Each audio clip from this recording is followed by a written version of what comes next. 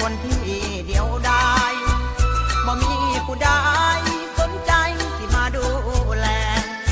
หนาวตายแท้ๆเจ้าบ่แลหัวใจนอนางอ้างว่าเป็นโสดมานานหลายปีฝนตกจังสิอายนี่อยากมีผ้าห่มเห็นผู้อื่นเขาซึ้นสู้อยู่กันพิรมอยากจะสุขสมหัวใจก็ให้มันหนาวสาวเอ้ยจะประกาศทั่วแคว้นแดนลาวตุ้ยตำดำขาวขอเพียงเป็นสาวฮักจริงอยากมีนักคู่มาอยู่เป็นผู้แอบอิงเอาคนหาจริงผู้หญิงบ่หลอกบ่ลวงอายจะหาจริงเหมือนดังละพระจันทร์ส่องแสง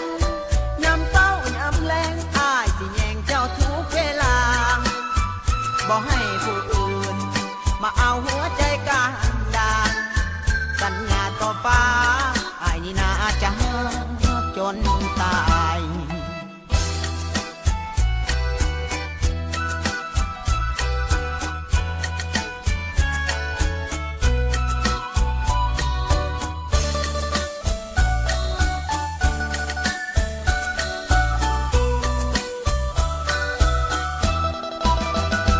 สาวเอ้ยจะประกาศทั่วแคว้นแดนลาว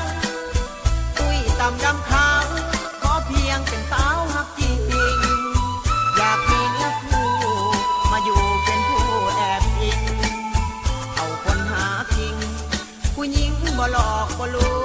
วงอายจะหาจริงเหมือนดังละพระจันทร์ส่องแสงยามเศร้ายามแลงอายสิแย่งเจ้าทุกเวลาบ่ให้